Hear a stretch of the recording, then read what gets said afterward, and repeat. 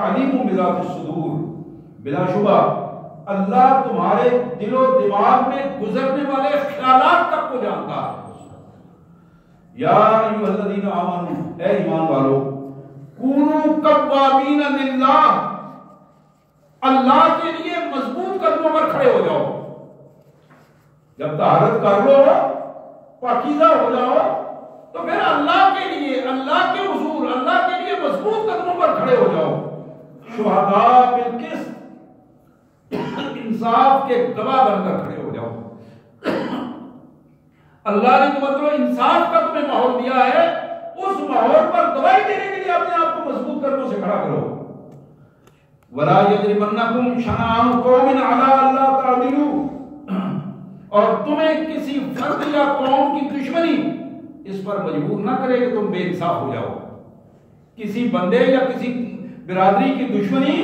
تمہیں اس پر مجبور نہ کرے کہ تم بے انصاف ہو جاؤ۔ اعدلوا، پورا پورا انصاف کیا کرو۔ وہ اقرب للتقوی، یہ انصاف ہی تقوی کا قریب ترین رویہ ہے۔ واتقوا اللہ، اور اپنے اللہ سے ڈرتے رہو۔ ان اللہ خبیر بما تعملون، بلا شبہ جو کچھ تم کر رہے ہو اللہ تبارک و تعالیٰ پوری طرح اس کی خبر رکھتے ہیں۔ وعد اللہ الذین آمنوا وعملوا الصالحات، اللہ نے اپنے ان بندوں کو کے ساتھ وعدہ کر لیا ہے۔ یہ اللہ کا وعدہ ہے، اور یہ لفظ بڑا بڑا خوبصورت لفظ ہے، اور بڑا پیارا اور بڑا اہم اور بڑا اعتماد والا لفظ ہے۔ وعد اللہ الذین آمنوا وعملوا الصالحات، اللہ کا وعدہ ہے، پکا وعدہ ہے اپنے ان بندوں کے ساتھ جو اللہ پر ایمان لائے ہیں اور جنہوں نے اپنے آپ کو اللہ کی مرضی کے مطابق ڈھال دیا ہے۔ ان سے وعدہ کیا ہے؟ لہم مغفرہ، اللہ ان کو معافیاں عطا کرتا رہے گا، اللہ ان کو معافیاں عطا کرتا رہے گا۔ وَأَجْرٌ عَظِيمٌ، اور اللہ ان کو بہت بڑے اجر سے نوازے گا۔ وَالَّذِينَ كَفَرُوا، اور جو منکر لوگ ہیں جنہوں نے اللہ کا انکار کیا، اللہ کے رسول کا انکار کیا، قیامت کا انکار، منکر لوگ، نہ شکرے لوگ، وَكَذَّبُوا بِآيَاتِنَا، اور ہماری وہ لوگ جو انہوں نے کفر کیا اور ہماری آیات سے انہوں نے تکذیب کی، اللہ کے دین اور اللہ کے دیے ہوئے نظام کو جھٹلانے کی کوشش کی۔ اولئک اصحاب الجحیم، یہ وہ لوگ ہیں جو بھڑکتی ہوئی آگ کا ایندھن ہوں گے۔ نستغفر اللہ ونتوب الیہ، نستغفر اللہ ونتوب الیہ، نستغفر اللہ ونتوب الیہ۔ اللهم انا نسألك الجنة ونعوذ بك من النار، یا عزیز یا غفار یا ذا الجلال والاکرام، انا نسألك الجنة ونعوذ بك من النار، انا نسألك الجنة ونعوذ بك من النار، یا ارحم الراحمین یا ذا الجلال والاکرام۔ حضرات، یہ آیات جو سورہ مائدہ کی آیات تھی، آیت نمبر 6 سے آیت نمبر 10 تک، کوشش کریں کہ گھر میں جب وقت ملے تو ان آیات کو پڑھیں، ترجمے والے قرآن مجید سے پڑھیں، اور اسی طرح تفاسیر سے ان آیات کو پڑھنے کی کوشش کریں۔ لائبریری سے تفسیر لیں اور اس تفسیر سے ان آیات کو ابن کثیر سے پڑھنے کی کوشش کریں، تفہیم القرآن سے پڑھنے کی کوشش کریں، بیان القرآن سے پڑھنے کی کوشش کریں، تفسیروں سے اس کو پڑھا کریں۔ یہ آیات میں آپ کے سامنے رکھ رہا ہوں۔ ان آیات میں بنیادی طور پر 4 چیزوں کو کائنات کے مالک نے ہمارے سامنے رکھا ہے۔ سب سے پہلی چیز یہ ہے کہ اللہ کو گندا انسان پسند نہیں ہے، یہ پہلی چیز ہے۔ وہ بندہ جو پلید رہ رہا ہو، گندا ہو، طہارت کو پسند نہ کرتا ہو، اگنور کرتا ہو طہارت کو، نہ سر کو دھونا، نہ تیل لگانا، نہ کنگھی کرنا، نہ صاف ستھرے کپڑے پہننا، نہ پاک صاف رہنا، نہ وضو کرنا، نہ طہارت کا خیال کرنا، ایسا بندہ رب کو پسند نہیں ہے۔ یہ بات طے ہے۔ اگر کوئی بندہ یہ کہتا ہے کہ فلاں شخص جو ہے وہ بڑا اللہ والا ہے لیکن وہ پلید انسان ہے، اس کے کپڑے گندے ہیں، اس کو ہوش و حواس نہیں ہے، وہ شخص گندگی میں ہی رہتا ہے، گندگی میں ہی کھاتا پیتا ہے اور گندگی میں ہی اس کا سارا سلسلہ ہے، وہ شخص ولی اللہ تو ولی اللہ انسان ہونے کے قابل بھی نہیں ہے۔ اس کو اللہ اور اللہ کے رسول نے انسانیت کے درجے میں بھی قبول نہیں کیا۔ اللہ کو پاک بندہ پسند ہے۔ میرے پیارے آقا صلی اللہ علیہ وسلم کو پاکیزگی پسند تھی، محمد رسول اللہ صلی اللہ علیہ وسلم کو۔ آپ کی مبارک زندگی کا ایک لمحہ پاکیزگی کا زندگی، یہاں تک کہ آپ سوتے وقت بھی باوضو ہو کر سوتے تھے، باوضو سوتے تھے۔ اور آپ نے فرمایا جو شخص وضو کے ساتھ سوتا ہے اور صبح تک اللہ تبارک و تعالیٰ کے فرشتے اس کے لیے نیکیاں لکھتے چلے جاتے ہیں، اور اس کو باوضو ہونے کی وجہ سے اللہ تبارک و تعالیٰ اس کو تہجد کا اجر بھی عطا فرماتے ہیں۔ تو اللہ اور اللہ کے رسول صلی اللہ علیہ وسلم کو طہارت پسند ہے، طہارت پسند ہے، پاکیزگی پسند ہے۔ یہ سب سے پہلی چیز اللہ تبارک و تعالیٰ نے یہاں اس قرآن مجید میں ہمارے سامنے رکھی۔ دوسری چیز جو ہمارے سامنے رکھی، اس پاکیزگی کے حوالے سے تم ذرا اپنے آپ پر غور کرو، اللہ کا کتنا احسان ہے کہ مالک نے اپنی نعمتیں تم پر کھلے انداز میں فرمائی ہیں، اور تمہیں وہ عہد الست یاد کرایا ہے کہ جب تم عالم ارواح میں تھے تو تم نے اللہ سے وعدہ کیا تھا، جب تم مسلمان ہوئے تم نے کلمہ پڑھا تو پھر بھی تم نے سمینا و اطعنا کے الفاظ کہے کہ ہم اللہ کو تسلیم کرتے ہیں، اللہ کے پیارے رسول کو تسلیم کرتے ہیں، اور ہم اطاعت کا دم بھرتے ہیں، کسی صورت میں اللہ اور اللہ کے رسول کی حکم کی خلاف ورزی نہیں ہوگی۔ یہی اسلام ہے۔ اللہ نے فرمایا کو ذرا وعدہ یاد کرو، اپنی زندگی کو دیکھو اور اپنے اس وعدے کو دیکھو کہ تم نے کلمہ پڑھتے وقت کیا وعدہ کیا تھا۔ تیسری بات جو ہمارے سامنے ان آیات میں رکھی گئی وہ یہ ہے کہ جب بندہ مومن پاکیزگی اختیار کرتا ہے، جب بندہ مومن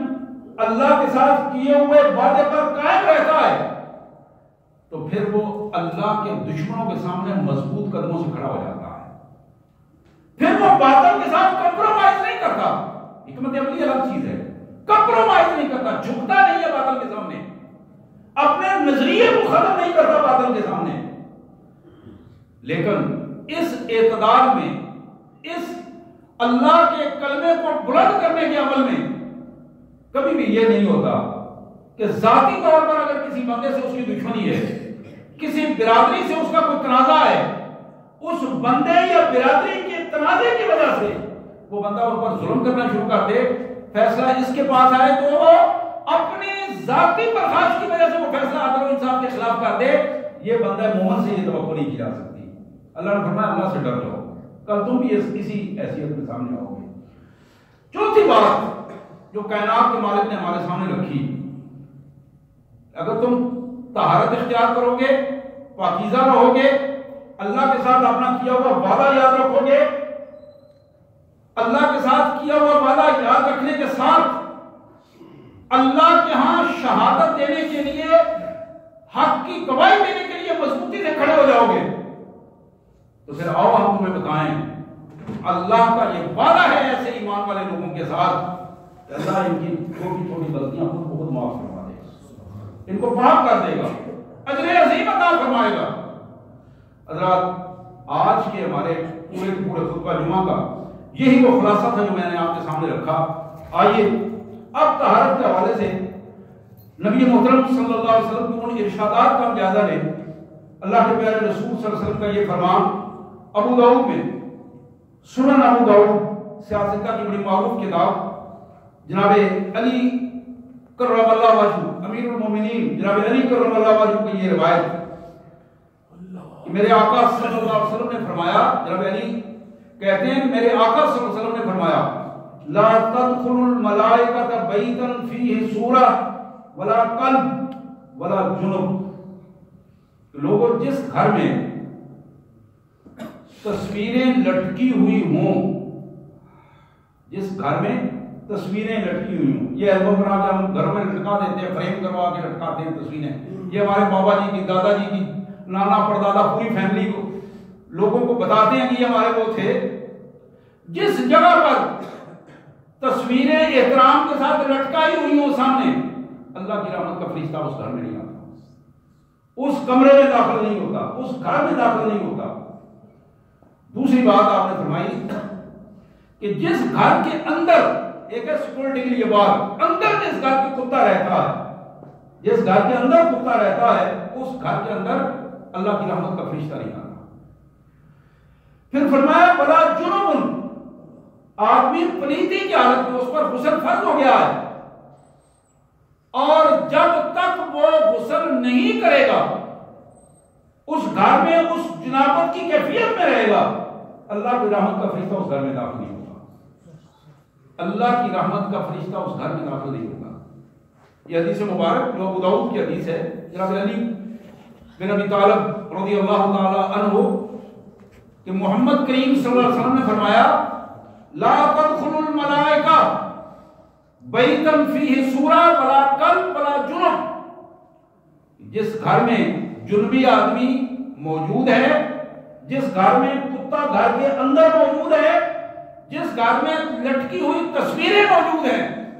اللہ کی رحمت کے فرشتے اس گھر میں داخل نہیں ہوتے ہیں۔ اور جس گھر میں اللہ کی رحمت کے فرشتے داخل نہیں ہوتے وہاں کیا ہوتا ہے؟ رحمت کا الٹ جو ہے وہ لعنت ہے، رحمت کا الٹ لعنت ہے۔ اور میں یہ الفاظ اس کے بارے میں مزید نہیں کہتا ہوں، آپ خود اس کو سمجھ سکتے ہیں۔ جہاں رحمت ہوگی وہاں لعنت نہیں آئے گی، اور جہاں لعنت ہوگی وہاں رحمت نہیں آئے گی۔ لعنت کا مفہوم یہ ہے کہ وہاں رحمت نہیں آتی۔ حضرات دوسری حدیث مبارک اس حوالے سے بڑی اہم حدیث ہے، یہ مسلم شریف کی صحیح مسلم سیاستہ کی دوسری اہم کتاب جناب ابو ہریرہ رضی اللہ تعالی عنہ کا کی یہ روایت ان رسول اللہ صلی اللہ علیہ وسلم اتل مقبرہ فقال السلام علیکم دار قوم المؤمنین وإنا انشاءاللہ بكم من عن قریب لاحقون۔ نبی محترم صلی اللہ علیہ وسلم ایک دن قبرستان میں تشریف لائے اور جناب ابو ہریرہ کہتے ہیں میں بھی ساتھ ہی تھا۔ میرے آقا صلی اللہ علیہ وسلم نے آتے ہی جو قبرستان میں داخل ہوئے تو آپ نے فرمایا السلام علیکم دار قوم المؤمنین، اے ایمان والو، اپنے گھر میں رہنے والو، اللہ کی تم پر سلامتی ہو۔ وَإِنَّا إِنشَاءَاللَّهُ بِكُمْ عَنْ قَرِيبٍ لَاحِقُونَ، اور بلا شبہ ہم جب اللہ نے چاہا آپ کے ساتھ بہت جلد آ کر ملنے والے ہیں۔ یہی وہ راستہ ہے جس کی طرف ہم آنے والے ہیں۔ یہ وہ دعا ہے جو محمد کریم صلی اللہ علیہ وسلم اکثر قبرستان میں جا کر فرمایا کرتے تھے۔ ہمیں ان دعاؤں کو یاد کرنا چاہیے۔ قبرستان میں جب جاتے ہیں خرافات کرنے کی بجائے، غیر مسنون حرکتیں کرنے کی بجائے اور ادھر ادھر کی حرکات کرنے کی بجائے سنت طریقے کے مطابق قبرستان میں جائیں اور وہاں کہیں السلام علیکم ورحمۃ اللہ وبرکاتہ یا اہل القبور۔ یہ بھی ایک دوسری دعا جو اللہ کے رسول صلی اللہ علیہ وسلم فرمایا کرتے تھے، اے قبروں والو، اللہ کی تم پر سلامتی ہو، اللہ کی رحمتیں اور برکتیں تمہارے ساتھ ہوں۔ انتم سلفنا وإنا خلفکم وإنا بکم لاحقون، تم ہم سے پہلے گزر چکے ہو، ہم تمہارے بعد آنے والے ہیں۔ وإنا خلفنا، ہم تمہارے بعد آنے والے ہیں۔ وإنا بکم لاحقون، انشاءاللہ بہت جلد ہم اسی راستے پر چلتے ہوئے تمہارے پاس آ جائیں گے۔ یہ وہ طریقہ ہے محمد کریم صلی اللہ علیہ وسلم کا طریقہ ہے۔ قبروں کو ہاتھ لگانا، ان کی مٹی کو چومنا، ان کے آگے پیچھے طواف کی صورت میں پھرنا چلنا، یہ وہ لعنتیں ہیں جو شیطان ایمان کے خرابی کے لیے بندوں کے اندر پیدا کر دیتا ہے۔ اس حوالے سے ہمیں پوری طرح شعور کے ساتھ اپنے ایمان کو مضبوط رکھنا چاہیے۔ جو چیز بھی ہمارے ایمان کو خراب کر رہی ہے، دنیا کی وہ کتنی کمال کی شے ہے، اس کو پاؤں کے ٹھوکر سے ختم کر دیں۔ اب یقین کیجئے سب سے قیمتی چیز ایمان ہے۔ میں یہ بات بغیر کسی تعصب کے کر رہا ہوں، بندہ کوئی بھی ہو جو بھی کلمہ پڑھتا ہے اس کے لیے سب سے قیمتی چیز ایمان ہے، اور ایمان وہ چیز ہے جس کو قرآن اور سنت ثابت کرتے ہیں، تیسری کوئی شے اس میں مداخلت نہیں کرتی۔ اس ایمان کے تحفظ کے لیے جو چیز بھی اس کے راستے میں رکاوٹ پیدا کرے گی، آپ اس کو پاؤں کی ٹھوکر سے ہٹا دیں۔ جناب امام ابو حنیفہ رحمۃ اللہ علیہ، اللہ تعالیٰ کروڑوں رحمتیں کریں ان پہ، ایک بڑا مشہور قول وہ فرماتے ہیں کہ میرے بھائیوں، اگر میری بات تمہیں کسی بھی سطح پر محمد کریم صلی اللہ علیہ وسلم کی بات سے ٹکراتی نظر آئے، میری بات کو اٹھاؤ اور دیوار پہ پھینکو۔ میری کوئی حیثیت نہیں ہے محمد رسول اللہ صلی اللہ علیہ وسلم کے مقابلے میں۔ میری بات کی کوئی حیثیت نہیں ہے. اسی طرح امام مالک رحمۃ اللہ علیہ، امام احمد بن حنبل رحمۃ اللہ علیہ، امام شافعی رحمۃ اللہ علیہ، ایک ایک امام جو یقین کیجئے کہ ایمان کے خزانے تھے اور ایمان کی ترویج کے لیے انہوں نے زندگیاں بسر کی، ان کے ایمان کی بنیاد یہ تھی کہ وہ قرآن و سنت کو ترجیح دیتے تھے، اولی ترجیح دیتے. آج ہم ان کے بارے میں کچھ کہیں مجھے اس سے غرض نہیں، لیکن ان لوگوں کی زندگیاں پاکیزہ تھیں اور ایمان والی زندگیاں تھیں. تو میں یہ عرض کر رہا تھا کہ اپنے ایمان کو مضبوط کرنے کے لیے آئیے وہ حدیث مبارک میں سنا رہا تھا آپ کو کہ محمد کریم صلی اللہ علیہ وسلم قبرستان میں تشریف لائے اور آپ نے دعا پڑھی اور پھر آپ نے فرمایا وددت انا قد رأینا اخواننا. میرے آقا صلی اللہ علیہ وسلم بڑی حسرت سے فرماتے ہیں مجھے بڑی خواہش ہے، میرا بڑا دل کرتا ہے کہ میں اپنے بھائیوں سے ملاقات کروں. قالوا اولسنا اخوانک یا رسول اللہ. تو صحابہ نے عرض کی اللہ کے پیارے رسول صلی اللہ علیہ وسلم کیا ہم آپ کے بھائی نہیں ہیں؟ یہ ایک فطری جذبہ تھا نا. فوراً عرض کی ہم آپ کے اوپر جان نثار کرنے والے آپ کے بھائی، ہم آپ کے بھائی ہیں. نبی رحمت صلی اللہ علیہ وسلم نے فرمایا قال انتم اصحابی، تم میرے صحابہ ہو، تمہارا اپنا مقام ہے، تم میرے صحابہ، تم اصحابی، تم میرے صحابہ ہو. میں جن لوگوں کو ملنا چاہتا ہوں قال واخواننا الذين لم ياتوا بعد، میں ان بھائیوں کی بات کر رہا ہوں جو ابھی تک یہاں پہنچے نہیں ہیں، ہمارے ساتھ ملے نہیں ہیں. یعنی ہمارے بعد کے بعد میں جو قیامت تک آنے والے میرے مسلمان امتی، میں ان کی بات کر رہا ہوں کہ کاش کہ میری ملاقات ان سے ہوتی، میرے امتیوں سے میری ملاقات ہوتی. وہ میرے بھائی،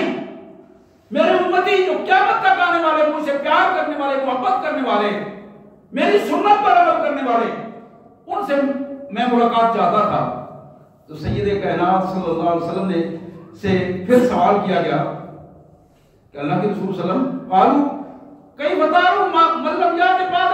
من امت یا رسول اللہ. پیارے آقا صلی اللہ علیہ وسلم، جو لوگ آپ کے بعد آئیں گے کل قیامت کے دن آپ اپنی امت کو کیسے پہچانیں گے؟ آپ نے ان کو دیکھا نہیں، وہ آپ کے بعد آ رہے ہیں، آپ نے سے ان کی ملاقات نہیں ہوئی، کئی مطالب آپ کیسے پہچانیں گے ان کو؟ اب یہ ایک ایسا سوال تھا جس کا جواب محمد کریم صلی اللہ علیہ وسلم نے بڑا خوبصورت دیا. آپ نے فرمایا ارائیتا لو ان رجلا له خیل غرا معجلا بین ظهري خیل دهم بهم الا يعرف خیله. آپ نے فرمایا کہ یہ بتاؤ اگر کسی ریوڑ میں کسی جگہ پر کالے سیاہ رنگ کے گھوڑے ہوں خوبصورت چمکدار اور ان میں ایک گھوڑا سفید رنگ کا پنج کلیان ہو، ایک گھوڑا سفید رنگ کا پنج کلیان ہو جس کا رنگ سفید چمک رہا ہو اور باقی اس کے 5 حصے کالے ہوں، کیا تم میں سے کوئی شخص ایسا ہے جو مجھے بتائے کہ وہ بندہ پہچان لے گا اپنے گھوڑے کو بھی نہیں؟ لیکن بلا یا رسول اللہ، کیوں نہیں؟ اللہ کے پیارے رسول صلی اللہ علیہ وسلم ضرور پہچانے گا، ہزاروں میں وہ اپنے گھوڑے کو پہچان لے گا. میرے آقا صلی اللہ علیہ وسلم نے فرمایا فَإِنَّهُمْ يَأْتُونَ غُرًّا مُعَجَّلِينَ مِنَ الْوُضُوءِ وَنَفَرْتُمْ عَلَى الْحَوْضِ. میرے یہ امتی کل قیامت کے دن جب آئیں گے ان کے وضو کے اعضاء چمک رہے ہوں گے، ان کے وضو کے اعضاء چمک رہے ہوں گے اور وہ چمکتے ہوئے اعضاء کے ساتھ باقی کسی امت کے کسی فرد کے کوئی اعضاء ان کے نہیں چمک رہے ہوں گے، صرف محمد رسول اللہ صلی اللہ علیہ وسلم کی امت کے وضو کے اعضاء چمک رہے ہوں گے. تو میرے آقا صلی اللہ علیہ وسلم نے فرمایا میں اپنی امت کو پہچانوں گا وَأَنَا فَرْتُكُمْ عَلَى الْحَوْضِ، اور میں تمہارا استقبال کروں گا اپنے حوض پر کھڑے ہو کر، میں تمہارا میزبانی کروں گا، استقبال کروں گا اپنے حوض کوثر پر کھڑے ہو کر. یہاں رک کر میں وہ حدیث مبارک بھی آپ کو سنانا چاہوں گا. چھوٹے میں سے حدیث مبارک، یہ مسلم شریف کی حدیث ہے، بخاری میں بھی ہے اور بھی حدیث کی کتابوں میں کئی دفعہ آپ نے سنی ہے، میں صرف یاد دہانی کے لیے گزرتے ہوئے اس کو ٹچ دینا چاہتا ہوں تاکہ ہمیں تھوڑا سا اس کے ساتھ ساتھ ہمارے شعور میں یہ بات بھی آ جائے۔ میرے آقا صلی اللہ علیہ وسلم فرماتے ہیں کہ اسی طرح میں اپنے ہاؤس پہ کھڑا ہوں گا اور میں ایک طرف دیکھوں گا، ایک ہجوم ہے لوگوں کا جو میرے ہاؤس کی طرف آنا چاہے گا، اور فرشتے اس کو پیچھے ڈھکیل رہے ہوں گے، وہ آگے آنا چاہے گا۔ فرشتے اس کو پیچھے ڈھکیل رہے ہوں گے، وہ ہجوم آگے آنا چاہے گا۔ جب میری نظر پڑے گی تو میں دیکھوں گا یہ تو وضو کے آداب چمک رہے ہیں، یہ تو میری امت ہے۔ حضور فرماتے ہیں میں انہیں کہوں گا فَإِنَّهُمْ مِنِّي، وہ بھائی چھوڑ دو، یہ میری امت ہے، ان کو آنے دو میرے پاس، ان کو میرے پاس آنے دو، یہ میری امت ہے۔ میرے آقا صلی اللہ علیہ وسلم یہ فرمایا کہ میں دور سے دیکھ کر ان کے آزاد وضو پہ دیکھ کر فرشتوں کو حکم دوں گا۔ فرشتے اس کا جواب دیں گے، اللہ کے پیارے رسول رحمت للعالمین صلی اللہ علیہ وسلم، پیارے آقا یہ ہیں تو آپ کے امتی، کلمہ تو آپ کا ہی پڑھتے تھے، لیکن یہ وہ لوگ ہیں غیروا بعد دینک، جنہوں نے آپ سے تشریف لے جانے کے بعد یہ وہ ظالم ہیں جنہوں نے آپ کے دین کو تبدیل کر دیا تھا، اپنی مرضی کے مطابق بنا دیا تھا، اپنی خواہشات کے مطابق ڈھالا تھا، اپنے مفادات کے مطابق ڈھالا تھا، اپنے تحفظات اور تعصبات کے مطابق ڈھالا تھا۔ یہ تو وجہ ہے کہ ہم نے ان کو روکا ہے، یہ آپ کے پاس نہیں آ سکی ہے۔ حدیث میں یہ الفاظ آتے ہیں، میرے پیارے آقا صلی اللہ علیہ وسلم فرمائیں گے، میرے پیارے آقا صلی اللہ علیہ وسلم اپنی زبان مبارک سے یہ الفاظ فرمائیں گے، سحقن سحقن، لعنت ہو ان پر، لعنت ہو ان پر، میرا ان سے کوئی تعلق نہیں، لے جاؤ، یہ میری امت میں سے نہیں ہے، میرا ان سے کوئی تعلق نہیں ہے۔ یہ وہ لوگ ہیں جن کے وضو کے آداب چمک رہے ہوں گے، ذرا ہمارے ذہن میں رہنی چاہیے یہ چیزیں، یعنی وہ لوگ جو نمازی ہو کر بھی اپنے بنیادی عقائد کو قرآن و سنت کے مطابق نہیں لاتے، توحید کو درست انداز میں نہیں سمجھتے، محمد کریم صلی اللہ علیہ وسلم کی قیادت پر اظہار اعتماد کرنے کی بجائے امت میں لولے لگڑے لوگوں کے پیچھے چل کے اپنا وقت ضائع کرتے ہیں۔ کس کی جرأت ہے کہ محمد کریم صلی اللہ علیہ وسلم کی ذات مبارک کے سامنے کھڑا ہو کے بات کر سکے؟ کس کی جرأت ہے کہ جس کی بات محمد رسول اللہ صلی اللہ علیہ وسلم کی بات کے سامنے اس کی اہمیت ہو؟ کائنات میں کوئی ایسا فرق نہیں ہے، اللہ نے صرف ایک ہی فرق پیدا کیا ہے،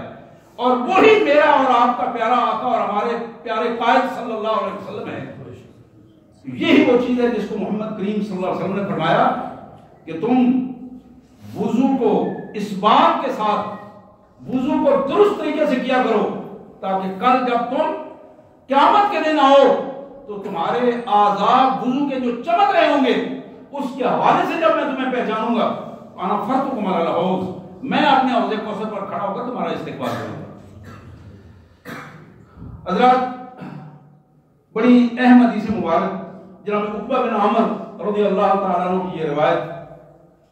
سنن ابو داؤد میں، جناب عقبہ کہتے ہیں کہ میرے آقا صلی اللہ علیہ وسلم نے فرمایا، ما من مسلم یتوضا یسبغ الوضوء ثم يقوم في صلاته فيعلم ما يقول الا انتفض وهو كيوم ولدته امه۔ وہ شخص جس نے نماز کا ارادہ کیا، اٹھا، طہارت کی، وضو خوبصورت بنایا اور وضو کا اسباغ کیا، مکمل وضو کیا، ایک ایک عضو کو پورے طریقے سے دھویا، نبی رحمت صلی اللہ علیہ وسلم نے فرمایا پھر وہ نماز کے لیے کھڑا ہوا، نماز کے لیے جب کھڑا ہوا فَيَعْلَمُ مَا تَقُولُ، جو کچھ وہ زبان سے کہہ رہا ہے دل و دماغ اس کا ساتھ دے رہے ہیں، وہ سمجھ رہا ہے کہ کیا کیا بات کہہ رہا ہے۔ جب وہ نماز سے فارغ ہوگا تو یہ وہ بندہ ہے فَهُوَ كَمَا وَلَدَتْهُ، جس کو آج اس کی ماں نے پیدا کیا ہے اور وہ معصوم ہونے کی طرح پیدا ہوگا۔ جس انداز میں وہ شعوری طور پر اپنے اللہ سے اپنی نماز میں معافی مانگے گا، استغفار کرے گا، اپنے گناہوں کی بخشش کے لیے روئے گا، اللہ تبارک و تعالیٰ اس کو معاف کر دے گا۔ اسی طرح محمد کریم صلی اللہ علیہ وسلم کی یہ ارشاد ترمذی جامع ترمذی سیاستہ کی بڑی معروف کتاب، جناب عبداللہ بن عباس رضی اللہ تعالیٰ عنہ کی یہ روایت، نبی رحمت صلی اللہ علیہ وسلم فرماتے ہیں اتانی لیلتن آت من ربی فقال یا محمد صلی اللہ علیہ وسلم اتدری فیما یختصم الملأ الاعلی. میں ایک رات لیٹا ہوا تھا تو خواب میں، بعض روایات کے مطابق جاگتے میں، بعد میں خواب میں، کہ اللہ کا فرشتہ میرے پاس آیا اور اس نے آگے عرض کی اے محمد صلی اللہ علیہ وسلم، اللہ کے پیارے رسول صلی اللہ علیہ وسلم، کیا آپ جانتے ہیں کہ مالا الاعلی عرش عظیم کے نیچے کس بات پر فرشتے اجر کے حوالے سے مذاکرات کر رہے تھے، ایک دوسرے سے بڑھ کر بیان کر رہے تھے، فلاں کا اجر زیادہ ہے، فلاں کا زیادہ ہے، فلاں کا زیادہ ہے. وہ فرشتہ کہہ رہا ہے کہ اللہ کے پیارے نبی صلی اللہ علیہ وسلم آپ جانتے ہیں؟ تو سید کائنات صلی اللہ علیہ وسلم نے فرمایا قلت نعم، میں نے کہا ہاں مجھے معلوم ہے، میرے اللہ نے مجھے بتا دیا ہے، مجھے معلوم ہے. فی الکفارات، فرشتے آپس میں مذاکرہ کر رہے تھے کفارات کے بارے میں کہ کون سی نیکی ہے جو پچھلے گناہوں کو ختم کر دیتی ہے، کون سی نماز، کون سا وضو، کس طہارت کی کیفیت ایسی ہے کہ بندہ جب اس نیکی میں آتا ہے تو اللہ تعالیٰ اس کے پچھلے گناہ معاف کر دیتے ہیں. اس میں ایک دوسرے سے بڑھ کر اجر کی بات کر رہے تھے فرشتے. پھر فرمایا درجات کے حوالے سے کہ کس بندے کی عبادات کے درجات کتنے اونچے اور کتنا بلند ہوتے ہیں، وہ پھر اللہ تبارک و تعالیٰ کے احکامات پر بحث کر رہے تھے. پھر فرمایا وَنَقْلُ الْأَقْدَامِ لِلْجَمَاعَاتِ، نمازوں میں آنے کے لیے اٹھنے والے قدموں کے اجر کے حوالے سے وہ گفتگو کر رہے تھے کہ جتنے قدم گھر سے لے کر مسجد تک نمازوں کے لیے اٹھتے ہیں ان کے درجات کیا ہیں اور ان کے کفارات کیا ہیں، اللہ تبارک و تعالیٰ کس طرح ان کا اجر عطا فرماتا ہے، اس پہ بات کر رہے تھے. اور پھر فرمایا وَإِسْبَاغُ الْوُضُوءِ فِي السَّبَّرَاتِ، سخت سردیوں کے ٹھنڈے موسم میں جو ٹھنڈے پانی کے ساتھ مکمل وضو کرنے والے لوگ ہیں، ہاتھوں کی ایک ایک حصے کو، پاؤں کے ایک ایک حصے کو، چہرے کے ایک ایک حصے کو پوری طرح دھو کر صاف کرنے والے لوگ ہیں، ان کے اجر کی کیفیات، اللہ کے ہاں ان کے تعلق اور درجات کی کیفیات پر گفتگو کر رہے تھے. وَإِنْتِظَارُ الصَّلَاةُ بَعْدَ الصَّلَاةِ، اور فرشتے اس حوالے سے مالا الاعلیٰ میں، مالا الاعلیٰ کے فرشتے عام فرشتے نہیں ہیں، یہ اللہ کے وہ مقرب ترین فرشتے ہیں جن کے ذریعے اللہ تعالیٰ احکامات میں بندوں تک پہنچاتے ہیں. وہ فرشتے یہ آپس میں گفتگو کر رہے تھے کہ جب ایک بندہ مومن ایک نماز پڑھ کر دوسری نماز کا انتظار کرتا رہتا ہے، بے شک اپنے کام میں لگا ہوا ہے، لیکن اس کا ذہن یہ ہے کہ مسجد کی طرف ذہن ہے کہ کب نماز کا وقت ہوتا ہے، اذان کا وقت ہوتا ہے، میں جا کے نماز پڑھوں گا. اس کے اجر کے بارے میں بات ہو رہی تھی. اور پھر فرمایا وَمَنْ حَافَظَ عَلَيْهِنَّ عَاشَ بِخَيْرٍ، جس بندے نے ان ساری چیزوں کے حوالے سے احتیاط کی، اللہ کا بندہ بن کر رہا، محمد رسول اللہ صلی اللہ علیہ وسلم کی سنت پر عمل کر کے اس نے اپنے آپ کو اللہ کا بندہ ثابت کر دیا، عاش بخیر، اس کی زندگی خیر والی زندگی ہوگی، اس کی زندگی خوبصورت زندگی ہوگی. پھر فرمایا وَكَانَ مِن ذُنُوبِهِ كَيَوْمٍ وَلَدَتْهُ أُمُّهُ، یہ بندہ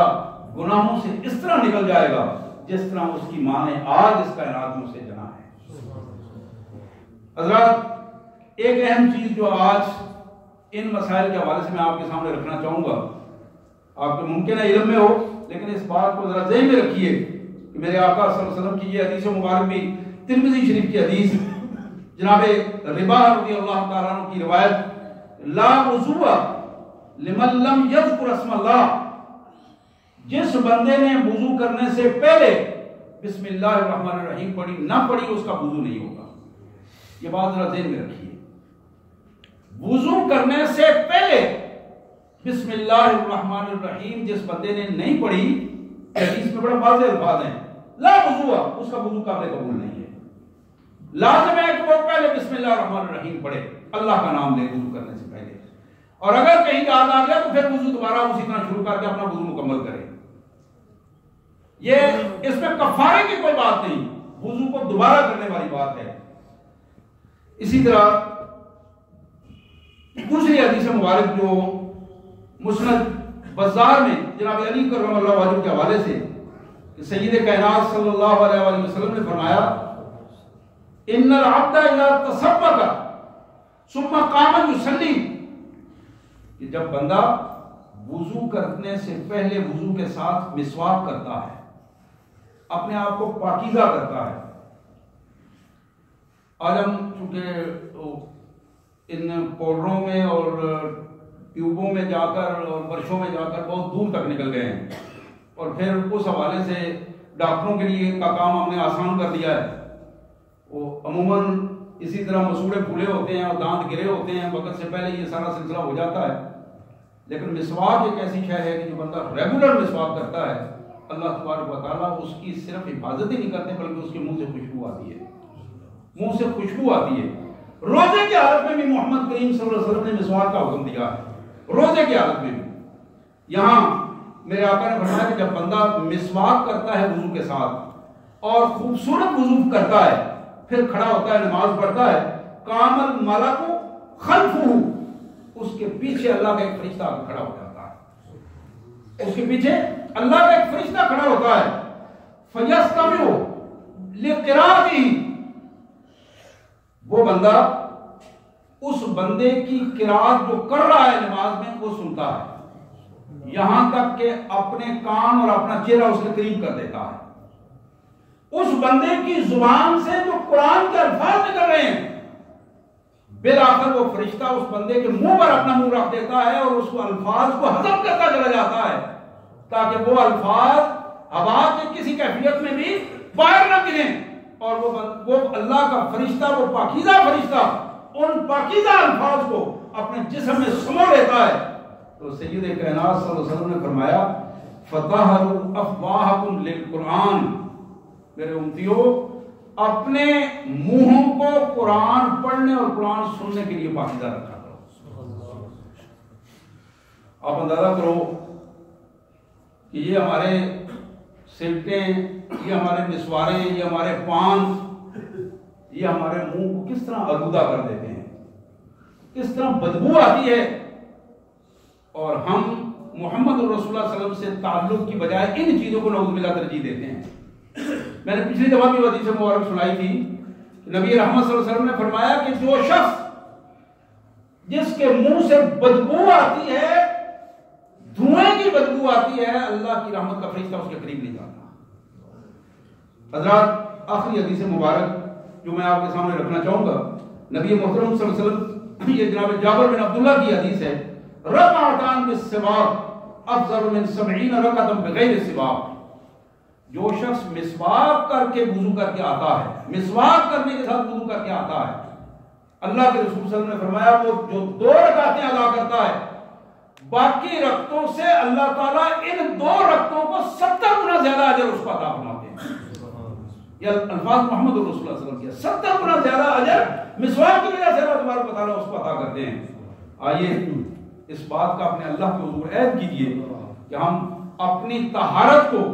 محمد کریم صلی اللہ علیہ وسلم کی مبارک سنت کے مطابق بنا دیں گے۔ اللہ میں اس کی توفیق عطا فرمائے۔ وآخر دعوانا الحمدللہ رب العالمین۔